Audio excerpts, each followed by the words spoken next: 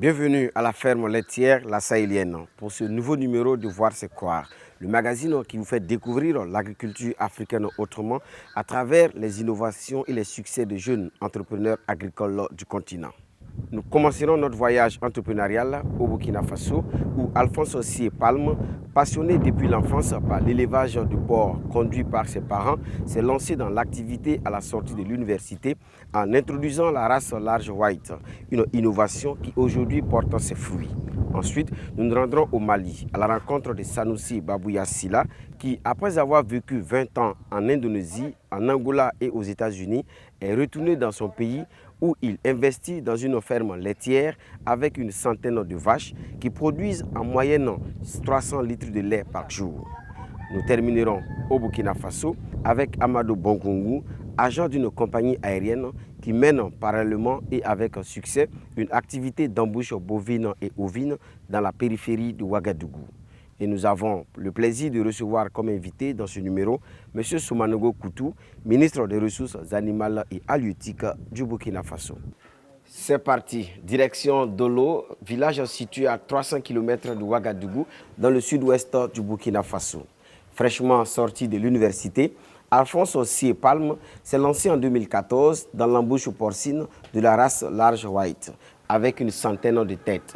Aujourd'hui, il a atteint son seuil de rentabilité et poursuit l'investissement pour réaliser son rêve, devenir un jour l'un des plus grands éleveurs de porc du pays.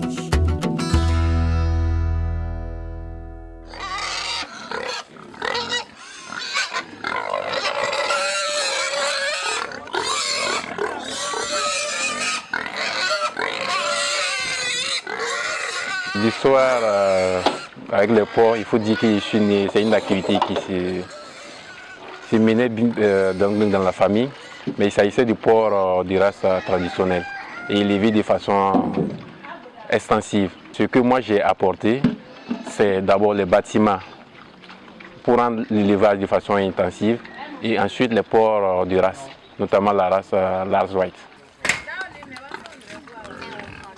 Quand j'ai fini la maîtrise, j'ai commencé à rechercher des fonds pour pouvoir réaliser ces projets qui me tenaient à cœur. C'est ainsi qu'en 2013, en septembre 2013, le gouvernement a lancé le programme spécial de création d'emplois. Et j'ai postulé, j'ai déposé mon dossier au niveau du Fonds burkinabé de développement économique et social et le prêt a été accordé. C'est ainsi que j'ai pu lancer mon projet. Il y a deux principaux bâtiments, donc deux porcheries. Le premier bâtiment est subdivisé en 7 loges. Voilà. Et les 7 loges, c'est pour l'embauche. Et il y a un deuxième bâtiment qui est subdivisé en 6 loges. Ces 6 loges, c'est pour la reproduction. En moyenne, on compte une centaine de porcs.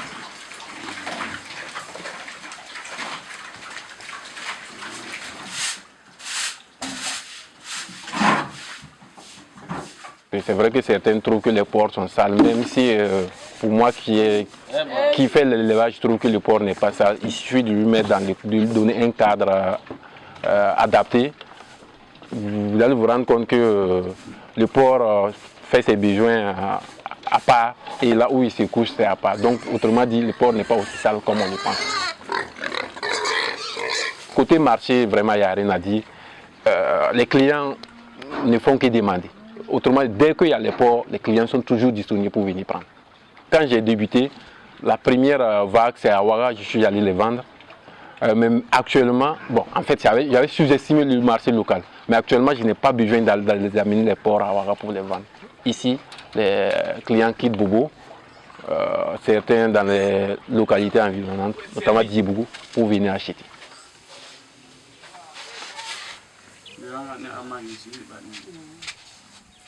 Bara foi kun tele fɛ ne k'a damina ni farafin lait ninnu ye bon ale de ne tun b'a feere k'a y'a école sara n'a ye bon ale fana nana kɛ mɔgɔ ye k'a ye peut-être a ka ɲi le parce que ni ale tun tɛ a y'a école tun tɛna taga ɲɛfɛ voilà ale de fana a ka n bila o baara ma n'o tɛ a ma kɛ comme sisan k'a damina lait lo k'a y'a école sara a nafa a kɔni b'an dɛmɛna so kɔnɔ o ye nafa ye ni k'a ye ka i b'a fɛ ka fɛn san ou i bɛ taara dɔgɔtɔrɔso la ten ni wari b'i bolo n'i taara dɔgɔtɔrɔso la ka fila san ka ban nafa lo n'o tɛ n'i taara ni wari t'i fɛ i tɛ se ka taa dɔgɔtɔrɔso la o fana ye nafa dɔ le ye même ni n ka balo tɛ n bɛ se ka dumuni san même ni ekɔliden bɛ yen. Comme toute activité, le début n'est pas facile. Dans la phase du décaissement, tout n'a pas, le décaissement de mon prêt, ça n'a pas été, ça n'a pas suivi comme il s'y devait, parce que j'ai reçu la première tranche qui devait me permettre de construire les bâtiments. Comme le décaissement, le deuxième décaissement a tardé à se mettre en place, j'élevais les ports, j'avais une soixantaine de têtes, donc je les élevais avec les moyens du bord, ce qui a occasionné une forte mortalité au début. Mais actuellement, ça va. Également, une des difficultés, voilà, il faut le noter, je trouve assez majeur, c'est arriver à accepter aux parents qu'il faut changer la nourriture, par exemple, qu'on donne aux porcs. La formule complète pour donner aux porcs, il faut du maïs, il faut d'autres aliments. Il trouve que bon, du maïs que l'homme doit manger, c'est ça, moi je vais donner aux porcs. Donc c'était un peu difficile à les faire accepter cela. Mais avec le temps, bon, ils ont bien compris que le porc également a droit au maïs. Voilà, quand on veut que l'activité soit rentable.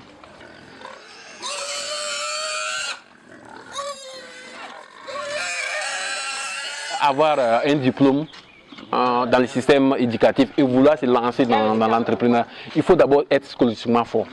Voilà, parce que de part et d'autre, on va essayer de vous décourager en vous faisant savoir qu'une telle activité, ce n'est pas simple. Mais à force de persévérer, vous finissez toujours par atteindre vos objectifs et vous devenez un exemple. Il s'agit pour moi d'arriver à faire l'agriculture de façon permanente. Et cela, il faut un fourrage. Il faut un fourrage. Donc si j'ai le fourrage, ça me permet de ne pas être dépendant de la saison pluvieuse et donc de pouvoir cultiver à tout moment. Parce que le fumier, il est disponible à tout moment. Donc il manque l'eau.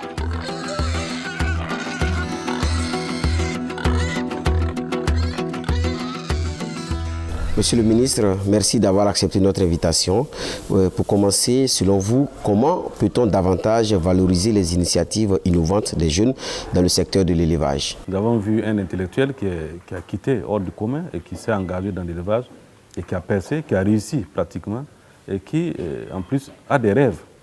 Je pense que c'est un rêve que nous tous nous avons, surtout en tant que ministre des Ressources animales et halieutiques. Et en tant que producteur, je sais qu'il y a ce rêve qui va au-delà, qui consiste à faire de ce secteur le premier vecteur de développement socio-économique de notre pays. Et c'est ce que nous comptons. C'est pour ça que je dis que nous avons vu les innovations telles que c'est parti. Et nous savons que nous vivons des réalités, des problèmes que peut-être nous allons évoquer tantôt, mais que nous allons juguler à travers un certain accompagnement à ces jeunes-là, à ces producteurs très jeunes, à ces productrices jeunes, afin qu'effectivement nous puissions réaliser notre rêve commun qui n'est pas impossible. Quelles sont les actions concrètes de votre département ministériel qui aujourd'hui peuvent nous montrer que nous sommes sur la bonne voie quant à la réalisation de ce rêve-là? Et parler à cette situation d'un côté sanitaire, par le domaine que je viens de citer comme question que nous devons résoudre.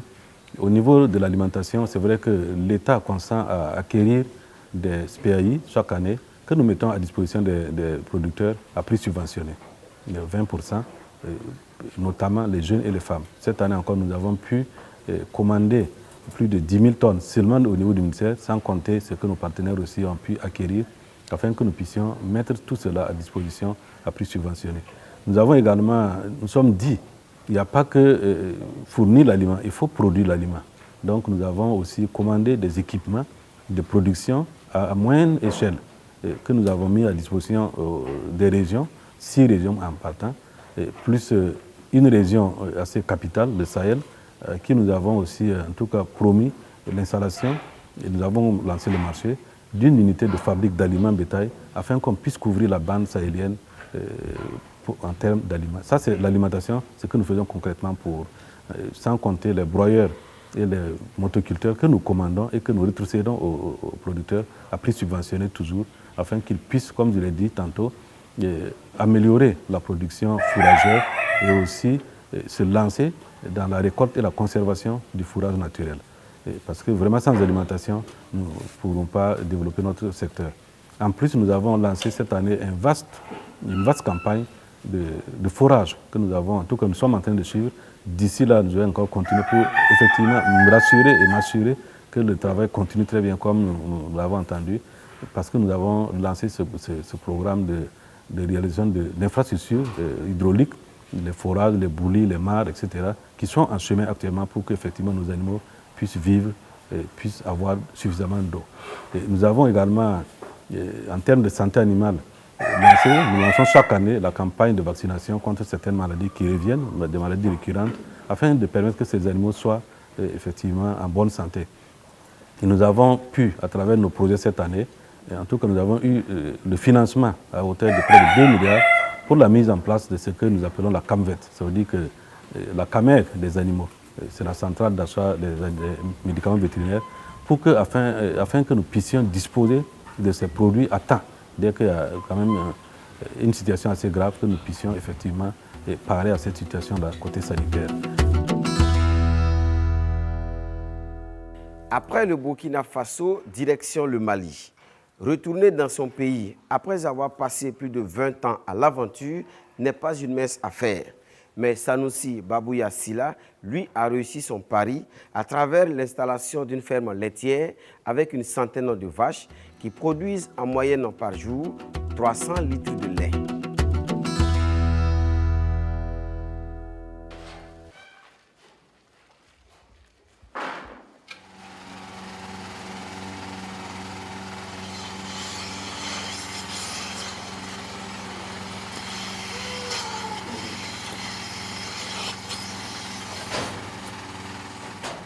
Nous sommes dans une ferme d'élevage, mais d'élevage en intensif. Nous avons reçu la mauvaise habitude de ne pas généralement dire le nombre total de nos cheptels, mais on navigue entre 100 vaches lactantes, c'est-à-dire quand on dit vaches, c'est-à-dire celles qui ont déjà mis bas. Le reste, il y a des génisses et des taurillons qu'on ne garde que l'espace. Normalement, au pic, on faisait 300 litres par jour. Nous sommes toujours dans la phase d'investissement. L'objectif est d'atteindre les 1000 litres jour pour un début et à partir des 1000 litres jour, visualiser déjà la transformation. Donc on est dans un schéma de métissage, d'insémination. Comme vous avez pu le voir, nous n'avons plus de taureaux dans notre ferme. Nous utilisons l'insémination artificielle et on essaie d'amener les techniques qu'on rencontre ailleurs.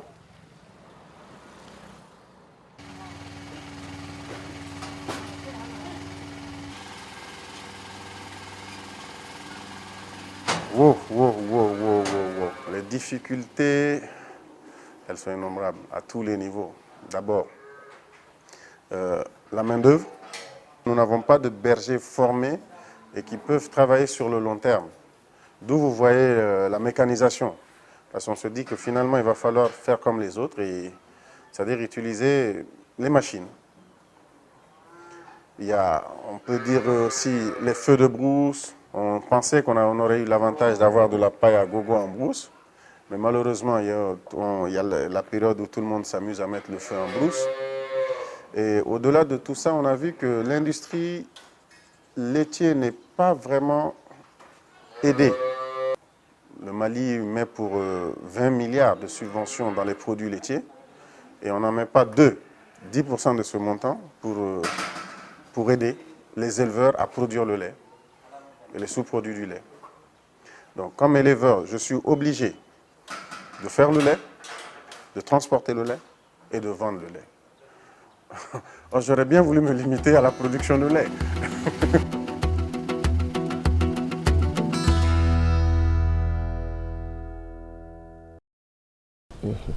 Le Burkina Faso compte plus de 8 millions de têtes de bovins, dépense également plusieurs milliards chaque année dans l'importation du lait. Qu'est-ce qui ne marche pas, monsieur le ministre? Nous avons fait un constat depuis que nous sommes à ces commandes. Il y a qu'effectivement, il y a une certaine faiblesse de la production et de la productivité de nos animaux dans le domaine du lait principalement. Et il faut maintenant, comme nous l'avons inscrit dans notre programme présidentiel, il faut que nous puissions effectivement assurer une certaine augmentation et une intensification de cette productivité, de cette production laitière. Et comment il faut procéder? Il faut d'abord que nous puissions résoudre les questions fondamentales qui sont d'abord l'alimentation. Il faut que nos animaux puissent être bien alimentés. Et dans ce cadre, nous avons en tout cas une certaine politique de valorisation des fourrages naturels. C'est-à-dire que le choix des fourrages, le stockage de ces fourrages et aussi faire la promotion de la culture fourragère. Ça, c'est absolument nécessaire que nous puissions inculquer dans l'esprit de nos producteurs cet esprit-là. Et maintenant viendra la suite qui est de mettre à disposition aux producteurs les SPAI et les sous-produits agro-industriels qui ne sont que des compléments alimentaires pour nos animaux. Donc ça, c'est du côté alimentation. L'autre question fondamentale que nous devons de résoudre, c'est la question de santé animale. Il faut que nous puissions avoir des animaux en bonne santé. Et un animal qui n'est pas en santé ne peut pas produire comme on le veut, ne peut même pas produire à forte raison, produire assez nombreux. Donc nous avons déjà cette question.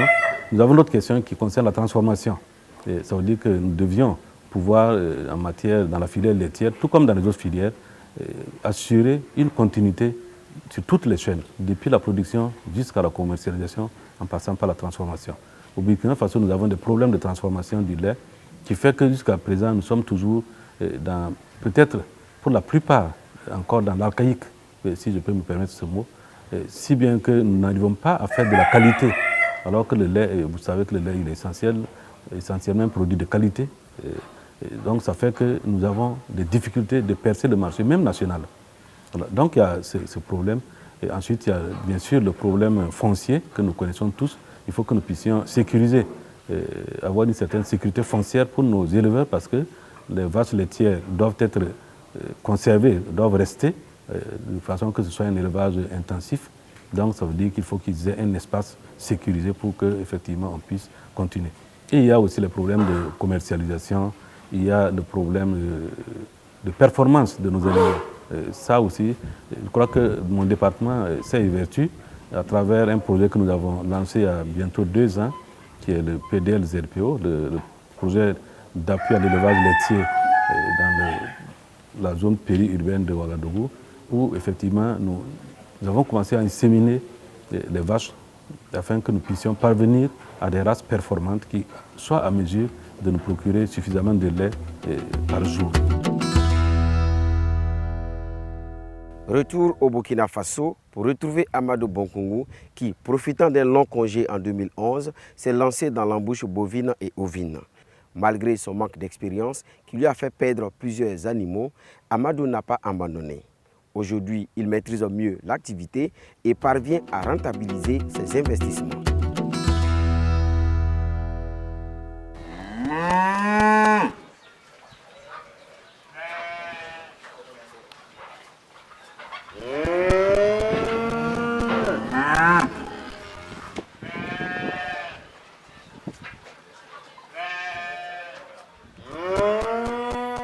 En 2011, j'avais cumulé des congés. Donc j'avais au moins 4 mois de congés et on m'a infligé 110 jours de congés. J'ai dit, bon, les 110 jours, c'est énorme. Je vais faire quoi pendant ces 110 jours? J'ai dit, bon, c'était dans le mois de juillet, ça coïncidait avec un prêt scolaire. J'ai pris mon prêt scolaire de 600 000 et j'ai commencé à m'installer dans l'activité. C'était sur moi-même, là où je vivais, dans ma parcelle. J'avais 351 mètres carrés que j'ai commencé à faire les petits ruminants. J'ai un ami, un promotionnaire qui était à Goromgorm. Donc c'est lui qui m'acheminait les moutons.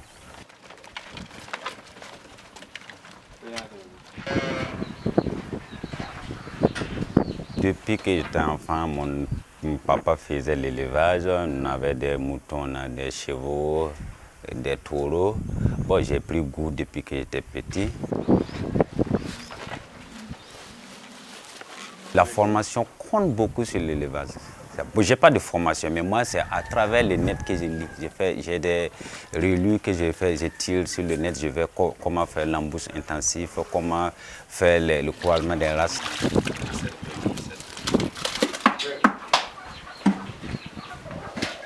Je ne peux pas dire le contraire, puisque si je dis que ça ne rapporte pas, je suis en train de mentir. Parce que chaque année, je fais l'embouche en 2 phases.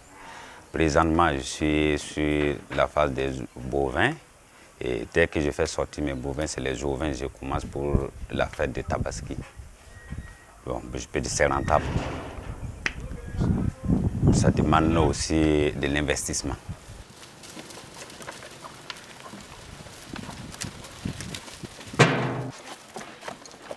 Au moins, si tu arrives à doubler le prix d'achat, à la vente, à 100% tu ne perds pas, quel que soit. Puisqu'il y a les soins vétérinaires qui rentrent dedans, les trucs sanitaires, il faut évacuer tout le moment.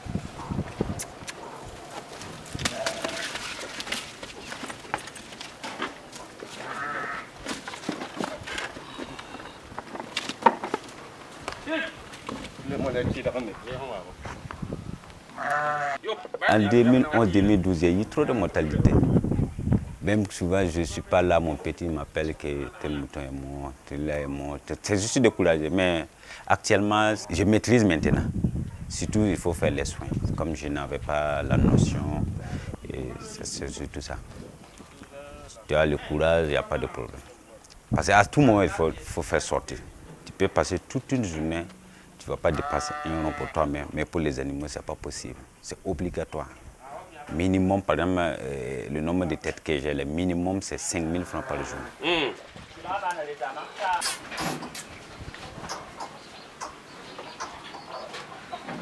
Le primordial dans l'élevage, il faut avoir la passion, l'amour. Il faut aimer l'activité. Si tu n'aimes pas, même si tu as les moyens, tu ne peux pas réussir dans l'élevage. Ce qui me rend le plus fier, c'est quand je viens trouver qu'ils sont en forme.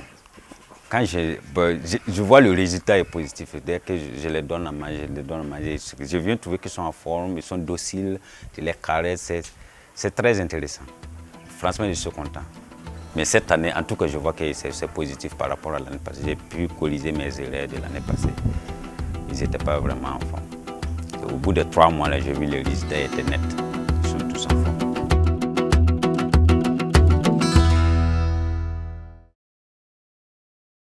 Et on va revenir sur le parcours de ces jeunes entrepreneurs que vous avez suivis. Qu'est-ce que cela vous inspire? Quand je suivis, j'ai envie d'être jeune.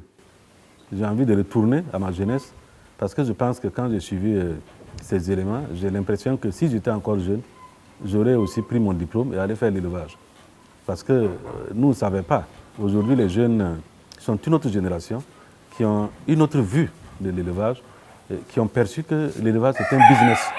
Ce n'est pas un simple lobby où il faut aller se divertir. Et ça fait qu'ils ont beaucoup d'innovation. C'est ça qui m'a vraiment impressionné quand j'ai suivi. Et comment, selon vous, on peut réussir la mise à l'échelle de toutes ces innovations de ces jeunes entrepreneurs agricoles? La mise à l'échelle, je crois que nous l'avons entreprise, disons, à travers une organisation. Parce que tantôt, quand je parlais des difficultés que nous avons au niveau de l'élevage, il y a l'élément des insuffisances organisationnelles que je n'ai pas pu mentionner. C'est vrai que nous sommes un peu, pas tellement organisés. Et nous, en tout cas, battons pour que les acteurs puissent s'organiser de sorte à ce que personne ne soit laissé en rade campagne. Il faut qu'effectivement, de la production à la commercialisation, les acteurs puissent être soudés, que chacun ait son compte. C'est sur toute cette chaîne que nous pouvons effectivement valoriser l'échelle. Parce que ça devient totalement une échelle où chacun s'appuie pour monter, chacun s'appuie sur le pour monter. Et à ce moment, effectivement, nous pouvons arriver à un stade où nous pouvons en tout cas nous satisfaire de ce que nous pouvons avoir au niveau de l'élevage. Et nous, au niveau du ministère des Ressources animales et halieutiques, à travers nos projets, nous avons mis en place un concept assez novateur qui est les alliances productives. Les alliances productives, ça veut dire que nous n'allons pas permettre de financer des initiatives isolées. Il faut qu'effectivement ce soit des initiatives qui se tiennent comme une chaîne. Et ceux qui produisent savent qu'ils ont des intrants à prendre, donc on aura des producteurs d'intrants, plus des producteurs d'animaux, on aura des transformateurs qui vont prendre la production, et puis des commerçants qui vont essayer de prendre. Et le ministère vient pour former, encadrer toutes ces activités-là. Mais il faut qu'effectivement ce soit une échelle totalement assez huilée, de sorte à ce que toutes les chaînes, nous puissions les exploiter en termes pour améliorer la valeur ajoutée de l'élevage. c'est sur ces mots que prend fin notre voyage entrepreneurial d'aujourd'hui. En attendant de vous retrouver pour un autre numéro de Voir c'est croire, je vous donne rendez-vous sur notre page Facebook Agribusiness TV ou téléchargez gratuitement notre application mobile. Au revoir et à très bientôt.